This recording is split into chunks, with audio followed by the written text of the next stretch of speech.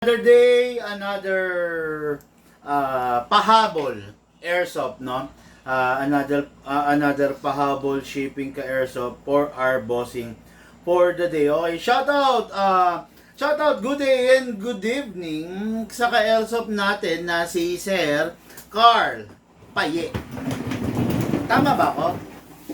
Carl Paye, no? Or how do you pronounce this? Carl Pay? Pay or paye? Pay or Paye. Not the Paye on the Toro House. ano? Ano? Ano yan? Ano yun? Anong house nila, Tony Fowler? Toro family. Toro Family. No, ayun. No. Not, hindi si Paye. Although si Paye is, at saka si Kiana, di ba? Is, client natin mga Karso pa. Exclusive client ng Big Man Hobby Shop yun, no? Si Paye and Kiana of the Toro Family, Toro House, na dating kamiyembro. Lucas, huwag mo nang sirain yan. Tabi mo na yan. Kamiyembro ng Toro, di ba? Ngayon, wala na yata, di ba? Ayun, no? Shout out kay Madam Paye at saka kay Kiana, no? Okay, shout out kay Sir Carl Paye of Monte Maria Phase 2, Catalunan Grande, Davao City. Hello sa iyo, bossing.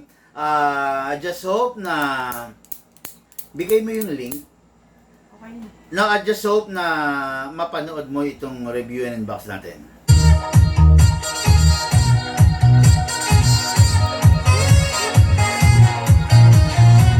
Okay, all is well. Kanina nagkaroon ng konting problema rin sa unit ng ating ka-airsoft.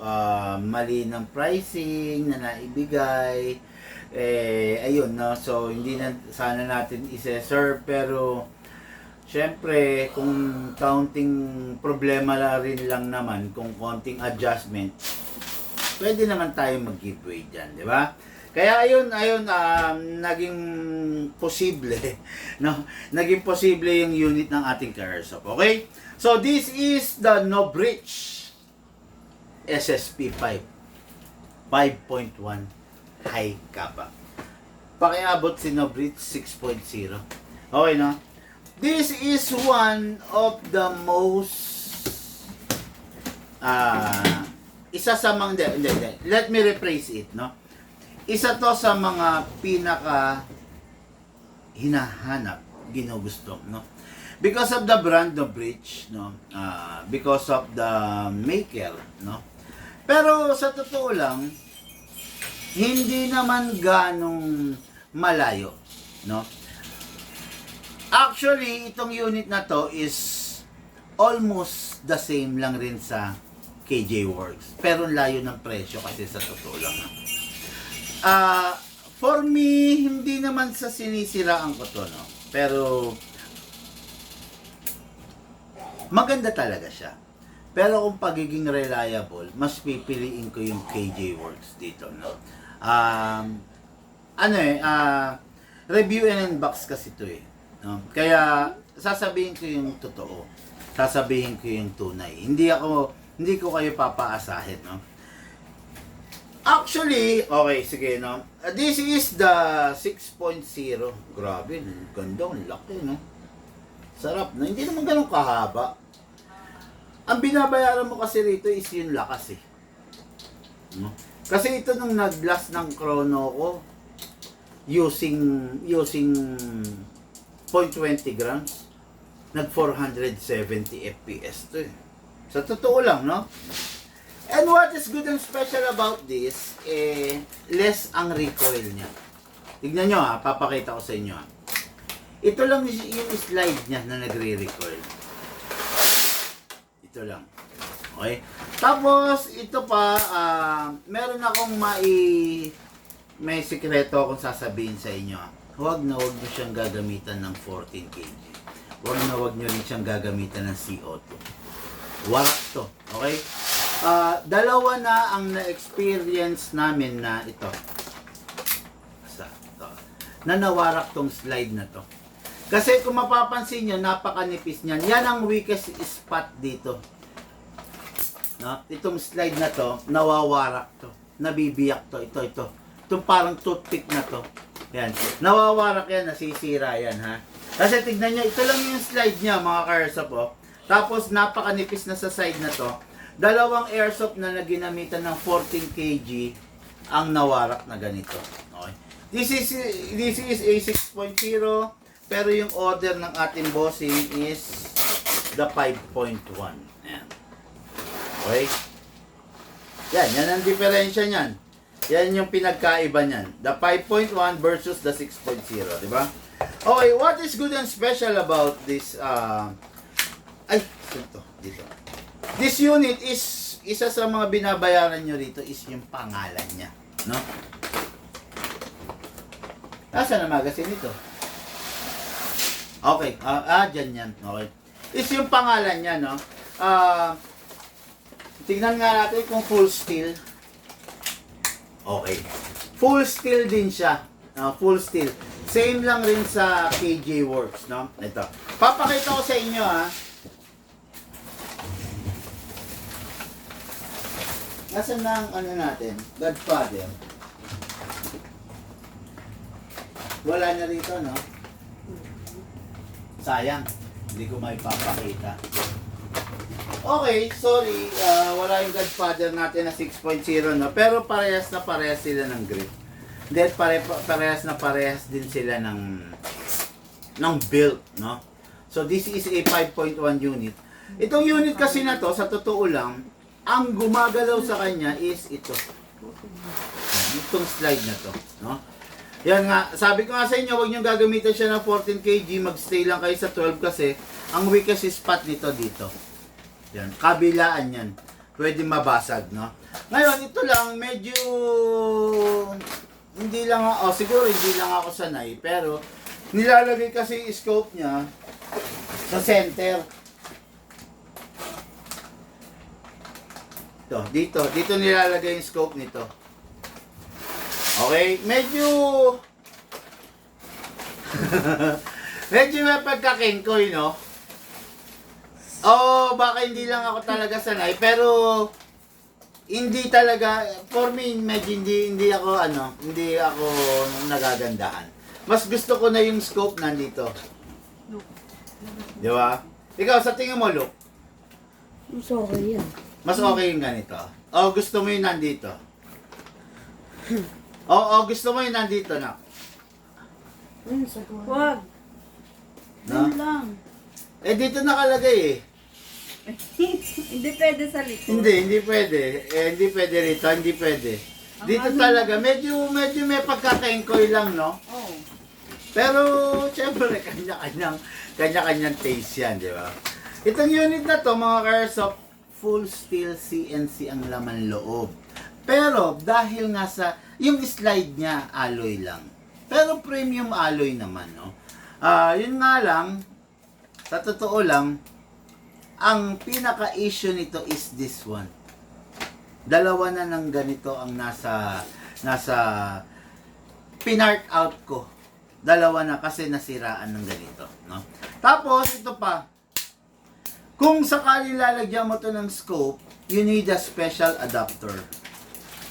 Okay? Kailangan mo magpa-torno. Hindi plug and play ang scope niya.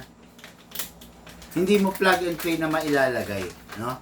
Yun ang pinaka-downside nito para sa akin na mga airsoft na wala naman akong nais basagin yung trip nyo. Kaya lang, kailangan kong sabihin yung totoo based on what I na-observe ko dito.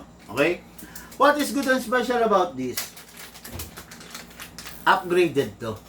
Okay? Out of the box na naka-upgrade na to. Ang upgrade niya, fixed outer barrel na twisted. Kung sa atin, ang fixed outer barrel natin is a bull barrel, ang nakalagay dito is twisted design of a fixed outer barrel. Pero meron lang downside, alloy. Okay? Saan ba yung mga... Ayan. Ang nakalagay sa kanya, mga ka-airsoft, is alloy. Pero fixed outer barrel. Kaya nga lang, alloy pa rin. Okay? Kumbaga, medyo masasabi natin na medyo may kalambutan, no? Yan, pakita ko sa inyo yung itsura ng fixed outer barrel natin na stainless steel, ha. Ayan.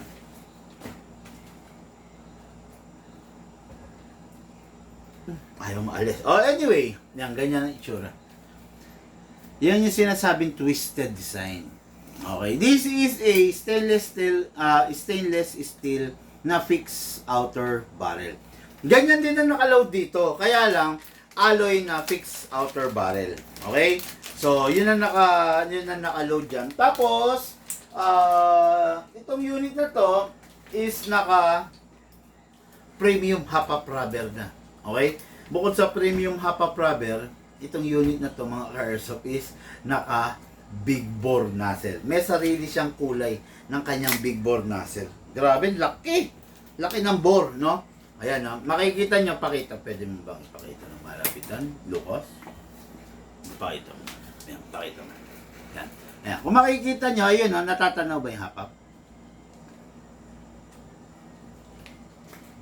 Ayan. Tapos, pakita mo na lang rin yung nozzle. Yung color violet.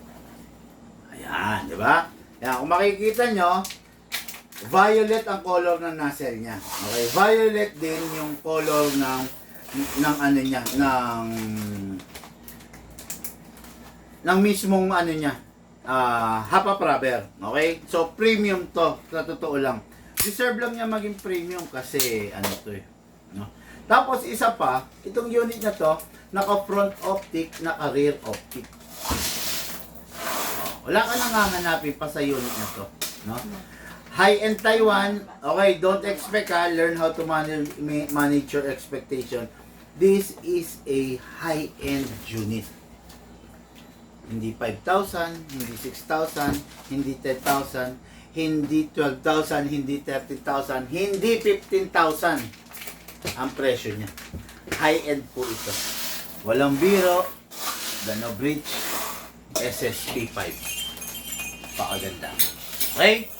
So, let's review and unbox yung unit na ating ka-airsoft Carl Pay or whatever na pinopronounce to, of Monte Maria, Phase 2, Catalunan, Grande, Davao City.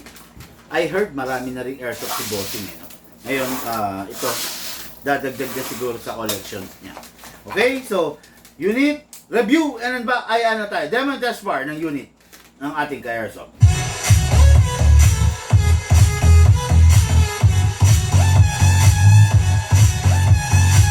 Okay. Sabi, Richard Ancheta Cabato, magandang gabi po from Tayug, Pangasinan. Hello, good evening, Sir Richard. Okay, so, number 1, syempre, ang laging ginagawa natin, wag na hindi lalagyan ng silicone oil. Okay? Ang silicone oil na ginagamit natin is yung isa sa pinakamagagandang silicone oil. Okay, no? Pag ganito yung unit nyo, hindi ko sa sinisiraan ha, pero huwag kayong gagamit ng unit na pop dyno. Kasi yung silicone oil na pop dyno, masyadong malagkit. Ang tendency, nahihirapan yung airsoft. Okay? Yung masyadong malagkit na silicone oil is nagtatawag ng alikabok. Ano yan, Gil? Plastic. Ha? Plastic. Yun, nagtatawag ng alikabok. Ibig sabihin, madaling kapitan ng alikabok yung malagkit na silicone oil. Hindi katulad ng silicone oil na ginagamit natin, quick dry. Ini-spray mo, madali siyang matuyo. Ngayon, pag natuyo siya, nag-iiwan siya ng thin film to protect its surface. Nag-iwan ng thin film kahit magkaskasan yung bakal, less yung friction na nagaganap. Okay? So, ngayon, kasa natin. I-lock manually. Spray tayo sa nozzle. Spray din tayo sa half-up chamber. Bago kasi to. Okay?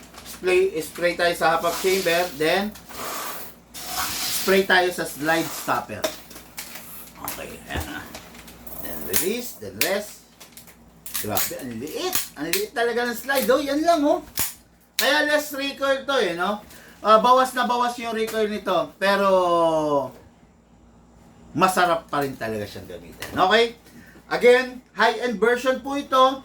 Huwag po natin gagamitan ng 14. Huwag natin gagamitan ng CO2. Okay? Kasi, maliit lang yung slide niya. Pwedeng mabitak. Okay? Kaya ako sinasabi to kasi lifetime warranty to sa atin. Ano, nasira, kontakin lang kami, gagawin natin. Okay? Lifetime warranty to sa Bigman. Ngayon, kung sakasakali na hindi ka susunod, bossing, mapapahamak ka talaga. Okay? 12 kg lang po ang gagamitin na gas. No? Okay, so kunin natin, syempre, silicone oil. Okay, then, yan. Itong itsura ng 14 kg, oh, ito yung ginagamit natin na 12. Kaya talagang mag-enjoy kayo rito, bossing, no? Kaya lang, basta make sure lang nagagamit tayo. Ha? Hindi na kaya? 5%. Si kanino ba? Akin? Ha? Yung may guhit. Sige, sige. Sige, adjust mo. Okay, no? So, kunin natin yung magazine. Siyempre, spray tayong silicone oil. Spray tayo rito. Okay. Then, to may silicone oil na, no? Okay. Maglalagay tayo ng gas. Upside down, then press down. 1, 2. Okay. Ngayon, maglagay muna tayo ng bala. 0.20 grams ang gagamitin natin sa isang sa chrono. Mga Carsof, isa pa nga pala, ha, pag ganito yung unit nyo, ganito kaganda, ganito kalakas, ang gagamitin yung bala 0.30 and 0.35. Okay? Huwag kayong gagamit ng 0.20 rito, gagamit lang kayo ng 0.20 sa ganitong unit during the chrono. Pero pag maglalaro na kayo, 0.30 and 0.35. Yun ang number 1 na dapat nyong tatandaan dito sa unit na to. Pag ginamitan nyo to ng mababang chrono, ay mababang FPS, ay ng mababang bibis, hindi rin kayo mag-enjoy, no? Hindi nyo mamamaximize. Again, 0.35 to, mga Carsof, ha? Okay, in-upgrade natin, fine-tuning, trigger job. Okay, tignan natin kung gumanda ba ang FPS. Pasok! Kasa, ready to fire. Uy. Dire.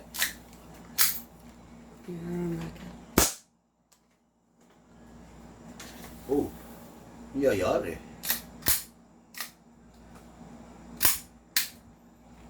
Pasok ulit. Pasok muna. Hindi, wag. Akin na ay isang magazine.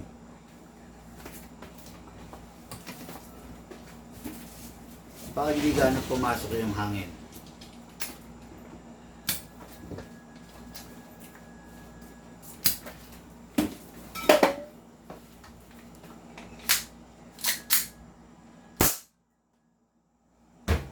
Yari. Bigyan mo ako isang magazine. Isang magazine muna. Tignan natin to. But kahit na wala akong pera, meron yata problema ang magazine nito.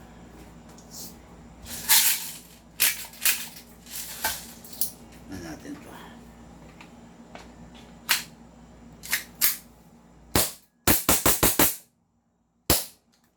Okay. Bakit ganyan to?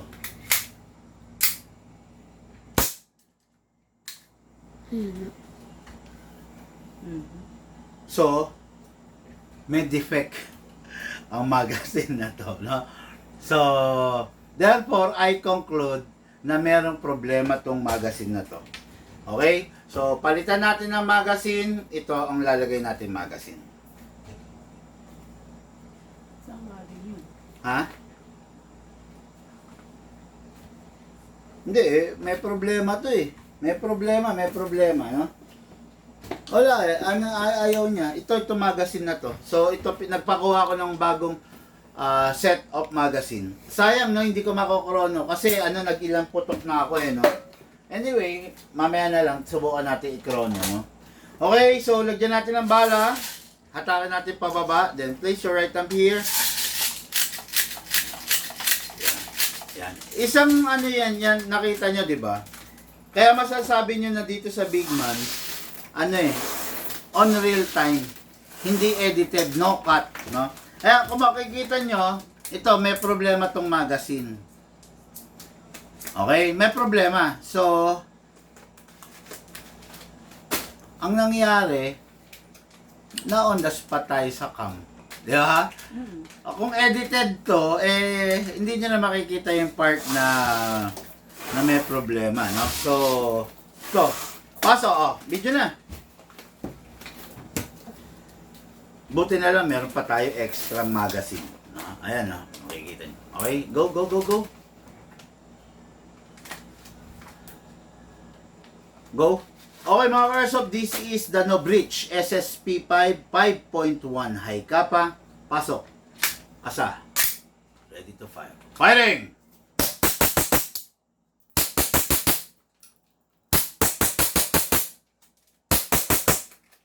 Open slide. Kasi wala na siyang bala. Next thing to do, release the magazine. Release the slide. Then rest the hammer by pressing that trigger. Ito talaga yung crush ng ating bossing. Ito talaga.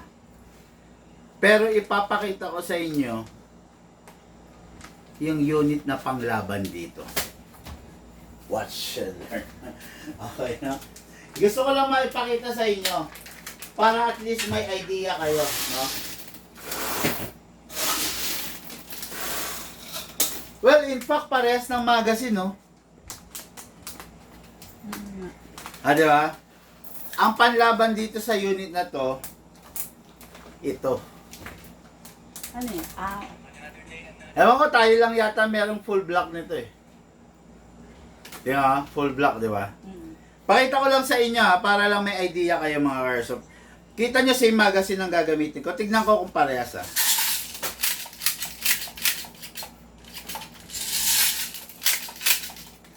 Pero ito yung panlaban talaga. Dito. Pasok. Asa. Firing! Uy!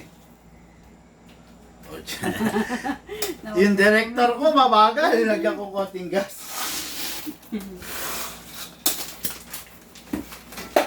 Go. Okay. Dali. Okay mga Airsoft, this is the 5.1 2011 by the Godfather High Kappa. Pasok. Asa. Ready to fire. Hindi pwede yung magazine. Hindi pwede yung magazine. Hindi umaabot yung valve knuckle. So, gamitin natin yung sarili niyang magazine. Pucha, mali ako dun ah. Ang ganda na ng action ko eh. Hindi pala pwede. Pero parehas lang kasi sila eh, kung makikita nyo. Parehas na parehas, di ba? Okay. Pero meron palang pagkakaiba. Okay. Okay. Lagyan natin ng gas. Hindi pala parehas, akala ko pwede. 1, 2. Ano ba ginamit ko? Oh, meron naman parehas eh. Basta ito yung panlaban dyan ha. Alright. Okay lang natin. Ako, mas pipili. Kung ako lang, ano naman to eh, entitled tayo sa kanya-kanyang opinion. Kung ako papipiliin, mas pipiliin ko to. Mas malakas. Mas nagugustuhan ko. Malakas. Tapos ang ganda niya oh. Kita nyo naka-magwell to. Ito hindi. Diba? Okay, pasok. The 2011 5.1 by the Godfather, the KJ Works. Firing.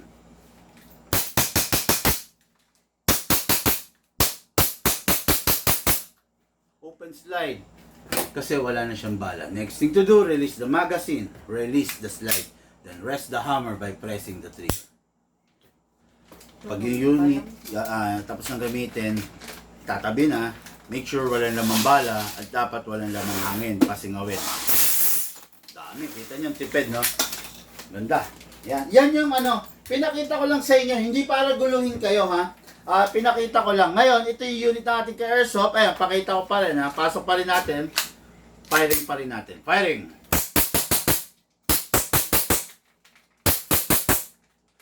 slide kasi wala nang bala. Next thing to do, release the magazine, release the slide. Press the hammer by pressing the trigger. Okay, no? So, yung unit, naka-fine tuning, naka-trigger job na, kompleto na. Pasingawin kung hindi na maglalaro o tapos nang gamitin. Grabe, daming hangin. Ganda ng pagkakatono. Okay, unit ng ating Airsoft. Carl Paye of Catalunan, Grande, Davao City. Bossing, yung unit mo. Ready for packing and ready for shipping.